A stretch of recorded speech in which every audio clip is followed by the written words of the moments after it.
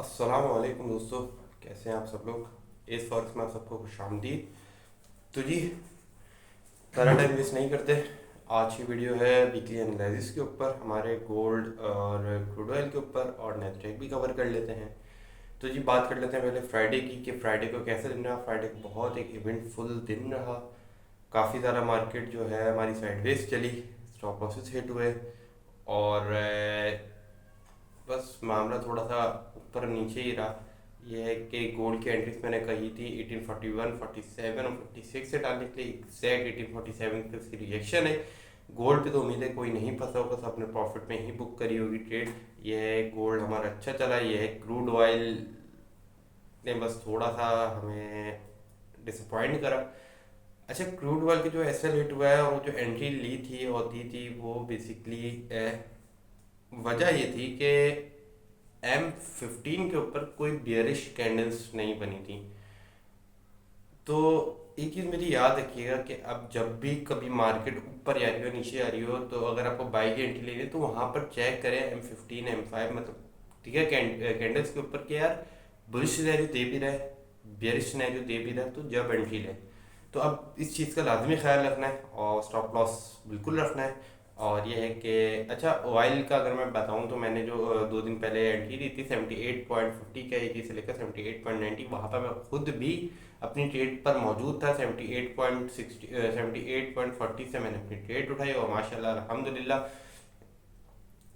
वो 70 मैंने क्लोज करी है 75.90 पर। और यह है कि अच्छा खासा 200 250 पिप्स का प्रॉफिट दिया उसने। लेकिन फिर अगेन जब वो ऊपर गई तो मैंने ही कॉल चलाई ग्रुप में कि जी इसको सेल करें। लेकिन बस कह लें कि बुरा दिन होता है तो बस होता है। मैंने वहाँ पर M15 की कुछ चीज़ें नहीं देखी, मैंने एकदम अचानक से कॉल की, मेरी गलती थी। तो यही कि देखनी चाहिए थी चीज़ें।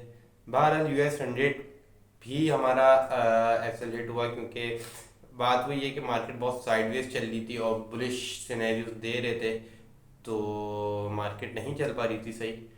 तो बात ये कि इस फ्राइडे को, जो लास्ट फ्राइडे गुजरा है, तो उसको NFP नंबर्स आने थे, लेकिन वो NFP नंबर्स शिफ्ट कर दिए गए इस वीक के फ्राइडे को। तो बस इस वजह से हमारी चीज़ें थोड़ी सी गलत हो गई और काफ़ी इतना बुरा दिन नहीं है, लेकिन यह है कि हम हाँ कह सकते हैं कि कोई परफेक्ट डे नहीं रहा।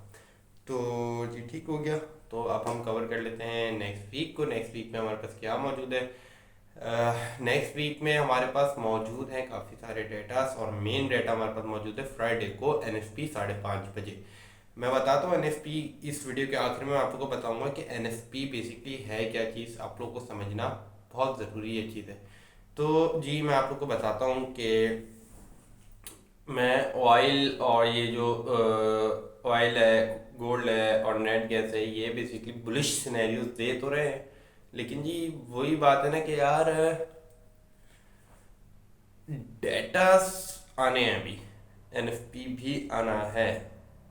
लेकिन ये है कि फेडरल रिजर्व ने इंटरेस्ट रेट अपना बढ़ाना ही बढ़ाना है।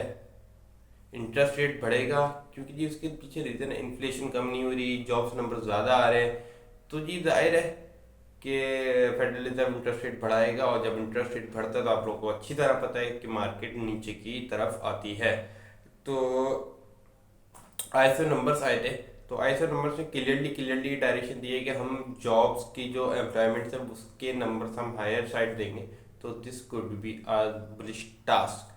बस ये कि आपको बुलिश सिनेरियो दिखाएंगे और दिखा रहे। अच्छा, इस वक्त में जो बुलिश सिनेरियोस में काफ़ी सारे सेलर्स और रिटेलर्स मार्केट से बाहर हो चुके हैं।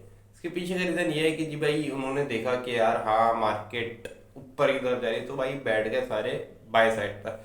अब मार्केट इन सब सेलर्स और रिटेलर्स को खा चुकी है।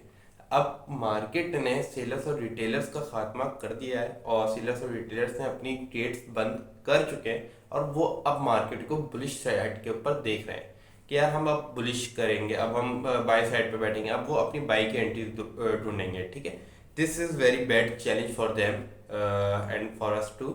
ये है कि मंडे ट्यूसडे को मार्केट थोड़ी ऊपर रह सकती है। अच्छा, मैं आगे का अगर आप लोगों को सिनेरियो बताऊं तो जी बात ये है कि अब आने वाला जो वीक है उसके अंदर आप देखेंगे चंगू मंगू लोग बाय साइड पे ज़्यादा बिठा रहे होंगे लोगों को कि बाय जी, और ये ऊंचे ऊंचे लेवल दे रहे होंगे और 2,000 पहुंचा रहे होंगे।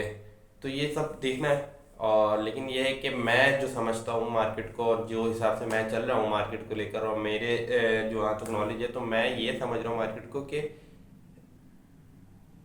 आना से नहीं चाहिए, क्योंकि फेडरल रिजर्व ने अपना इंटरेस्ट रेट बढ़ाना है, इन्फ्लेशन भी है, जॉब्स नंबर भी हायर आने हैं। तो मालिक नीचे तो आना है मार्केट को। ये है कि पहले मैं नेस्डेक के लेवल बता दूं। नेस्डेक का लेवल है 12,450, इसकी हाईएस्ट रेजिस्टेंस है 12,450। यहाँ से आप बिना तकल्लुफ, बिना किसी मसले के वहाँ से डालें और 11,850 का अपना टारगेट है। इंशाल्लाह इंशाल्लाह इंशाल्लाह कामयाब होंगे। ठीक है जी। और सेकंड चीज़ ये है कि क्रूड ऑयल की अगर बात कर लें तो क्रूड ऑयल की जो एंट्री से क्रूड ऑयल असल में बेसिकली हायर हुआ, बहुत ऊपर की तरफ गया, एक्सपेक्ट नहीं था। बस ये था कि वो ट्रैप कर रहा है कि लोगों को बाय में बिठा रहा है, और बाय में बैठेंगे भी काफ़ी लोग। तो जी ये है कि मैं क्रूड ऑयल को पर्सनली देख रहा हूँ 79.50 से लेकर 82.50 का एरिया है, ये हाई रेजिस्टेंस एरिया है। यहाँ से जी आप लोग अपनी ट्रेड्स डालना शुरू कर सकते हैं। अच्छा देखिए, मैं एक ट्रेडिंग प्लान बताता हूँ। मैं आपको फिक्स लेवल से नहीं बताती कि यार इसी लेवल से मार्केट गिरेगी, नहीं, ऐसा नहीं है। मैंने आप लोग को बता दिया प्लान 79.50 और 82.50। अब प्लान आप लोगों के ऊपर है कि आप लोग इसको कैसे एग्जीक्यूट करते हैं। इससे पहले वीडियो में मैंने आप लोगों को ये भी बताया था कि डॉलर कॉस्ट एवरेज कर लिया करें, डॉलर कॉस्टिंग एवरेज कर लिया करें। यानी कि अगर कोई भी ट्रेड आपको $10 का नुकसान दे रही है 0.01 पर, तो $10 के बाद एक ट्रेड और खोलें, ताकि आप लोग आराम से उस ट्रेड को मैनेज कर सकें। अगर कुछ नहीं तो वो इंशाल्लाह इंशाल्लाह आपको ब्रेक इवन में ज़रूर निकालेगी। ठीक हो गया जी। अब इसके आगे अगर हम बात कर लें गोल्ड की, तो जी गोल्ड का लेवल है 1880।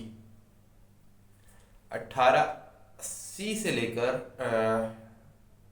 मार्केट एनएफपी पे या एनएफपी से पहले या एनएफपी पे, वो मैं आप लोगों को डेली वीडियो में बता दूंगा सारी चीज़ें। मैं मार्केट को 1825, 1822, 1818 शायद, और अगर एनएफपी नंबर उससे भी हायर साइड आ गए तो 1818 से भी नीचे मैं देख रहा हूँ। तो जी ये मैंने आप लोगों को लेवल्स बता दिए हैं वीक के हिसाब से। अब आप लोग इसको कैसे फॉलो करेंगे, इसको कैसे लेके चलेंगे, वो आप लोग के ऊपर डिपेंड है। आपको मैंने ट्रेडिंग प्लान बता दिया है कि भाई ये ट्रेडिंग प्लान रखे हैं तो इंशाल्लाह ये कामयाब होंगे। देखिए मार्केट में बुरा वक्त हर किसी के ऊपर आता है, पूरे स्नैक्स आते हैं, लेकिन मार्केट ना मेरी है ना आपकी है। मार्केट चलती है और मार्केट अपने हिसाब से चलेगी। ये कि स्टॉप लॉस हिट होते हैं, लेकिन उससे भी एक लेसन सीखने को मिलता है। अगर मुझे स्टॉप लॉस पड़ा है तो मैंने उससे एक लेसन लिया।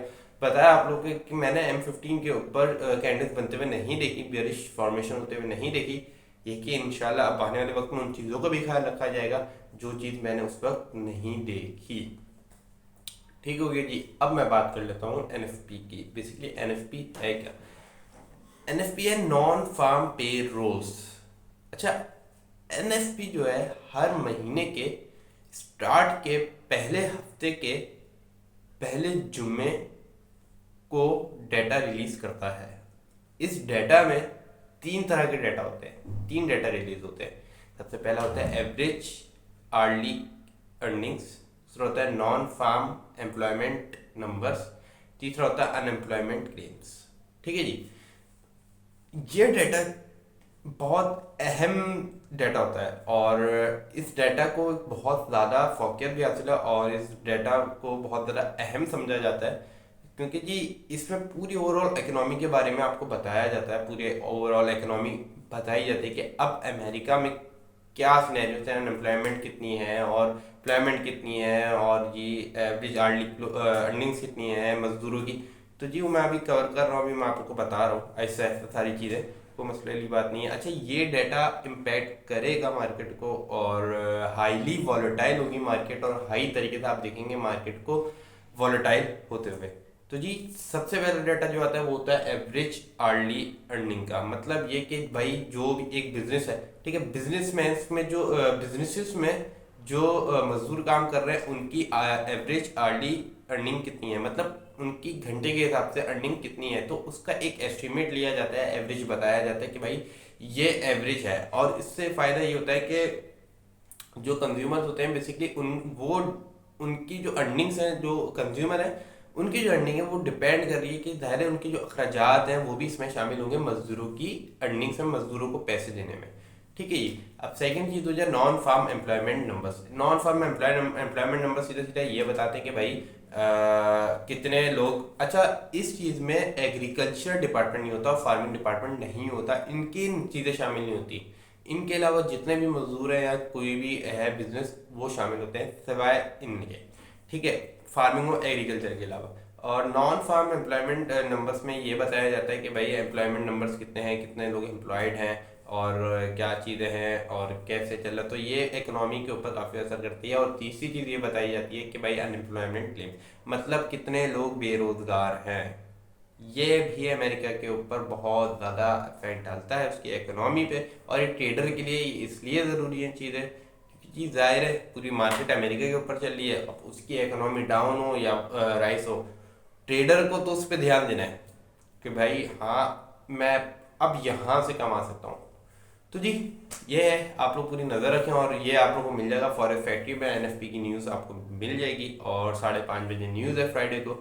तो देखते हैं जी, इंशाल्लाह अच्छी की उम्मीद है। बाकी मैं डेली वीडियो में आप लोगों को बता दूंगा लेवल्स क्या है क्या नहीं है किस तरीके से। बाकी जी दुआ में याद रखें, अपना ख्याल रखें, खुदा हाफिज़।